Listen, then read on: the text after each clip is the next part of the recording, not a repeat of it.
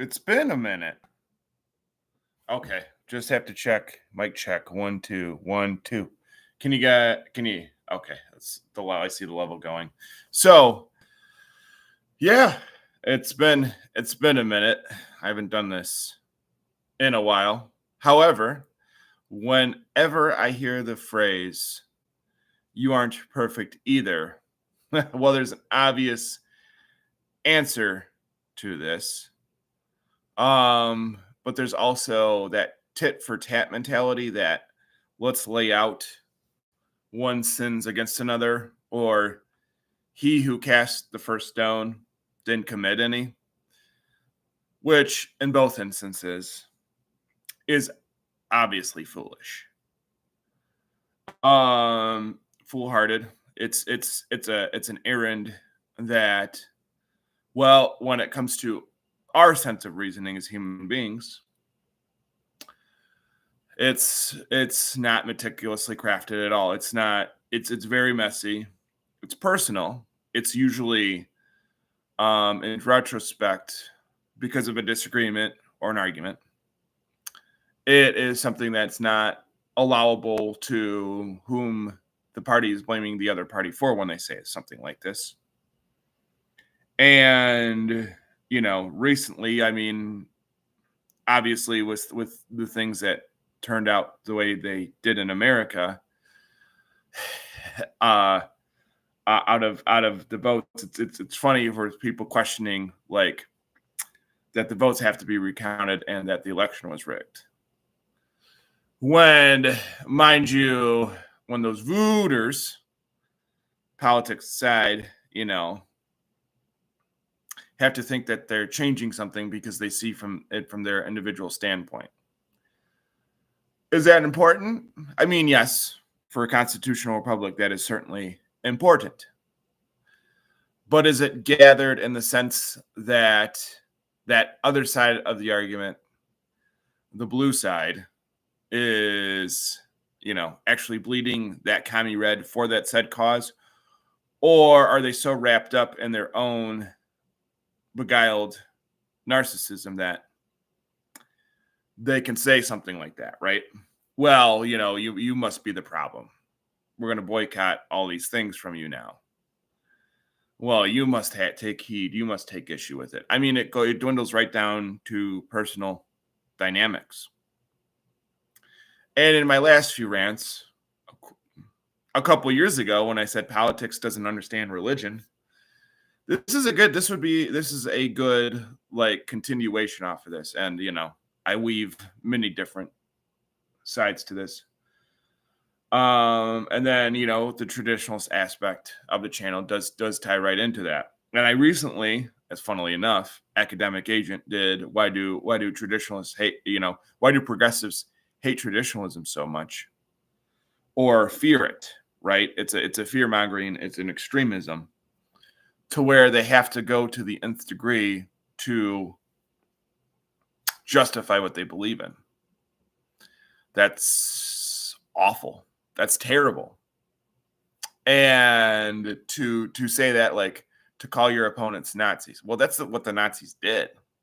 The Nazis went to those extremes. And furthermore, I'm not going to even say it, but the Soviet Russians, the Ottoman Turks, the ones who, well, the infamous Catholic crusade against the Orthodox Church, all were in those extremist realms, those realms of influence that cause that persecution. And I'm not even talking about the Nazis persecuting the Jews here. I'm talking about the persecutions against, the Orthodox Church, the Orthodox side of Eastern Europe, that the communists and the Nazis did. And is it a form of neurosis for me? No, it's strange because it's like, I know I'm not perfect. Like, why would you even start from that? If you're starting from that launching point and you're starting from that debate point, then the concession in a way is already placed. And I see it like online all the time with discourse. It was more fervent back when, obviously, when it was just the American free fall kind of thing. But with Trump, it brought a whole new dichotomy. It brought a whole new polarization to families. It brought a whole new thing to the way people want to quantify and see things, and be that's just the way they are. Well, it's very easy to get caught up in that extremist mindset. It's very easy to get caught up in that. And I honestly think that prayer is a huge part of it. If you don't, and if you're not willing to submit or pray about it, then that's horrible. That's horrible. You like the fact that you can't have any sense of self-reflection or any kind of responsibility or bear any brunt for it, good, bad, otherwise. Yeah, I mean that means you're not perfect either, right? So for that sense of self-reflection, knowing that you're responsible for those things, knowing that that polarization can happen, and it's been more extreme, and the rhetoric has been worse. But as I always like to say, the more extreme the rhetoric is where it goes to die, right? So it's like you're trying to convince yourself and your side of something so strongly, and if your rhetoric compensates for that or tries to overcompensate for that, then it's going to crush. I mean, it's going to crush that argument. It's going to not. It'll weigh itself down. It'll drown. It'll drown in its own malfeasance. And see, to me, those are issues right there.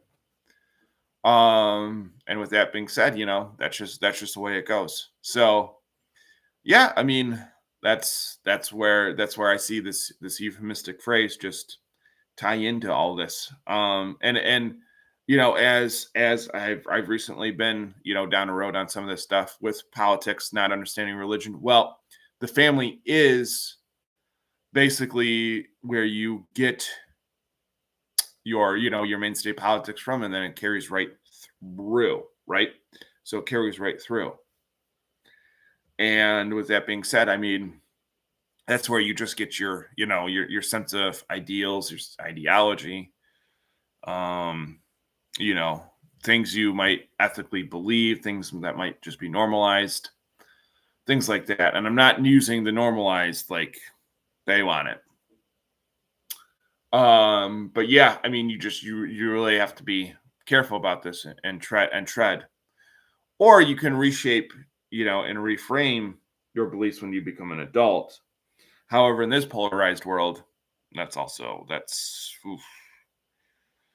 bad. And without the anchor of having any philosophical or anchored Christian belief system, it's going to be very problematic for you. Um, because the way, as you know, the fathers and obviously the scripture says, you can only be perfected in one thing and one thing only. The truth, the way, and the life. And for that being self-evident, as it's reflected, as my Orthodox brothers and sisters understand it here, it might be harder for somebody from the secular side to just say, well, that's not perfect, but I'm going to try to normalize it. Oof. Oof. You can't just do that. And this is why politics don't understand religion. So why, when that euphemism is thrown around, you aren't perfect either. Well, duh. I mean, I know. Like that's an obvious, but it's also a form of a euphemistic judgment. So, I mean, when people just judge each other all the time, yeah, I mean, a lot of this is just, it should be obvious to people of, more mindsets that actually want to carefully, analyze and diagnose it. But I figured this is probably a good continuation of a few of my other rants and tying some of this together. So yeah, that is all I got for now. God bless you guys.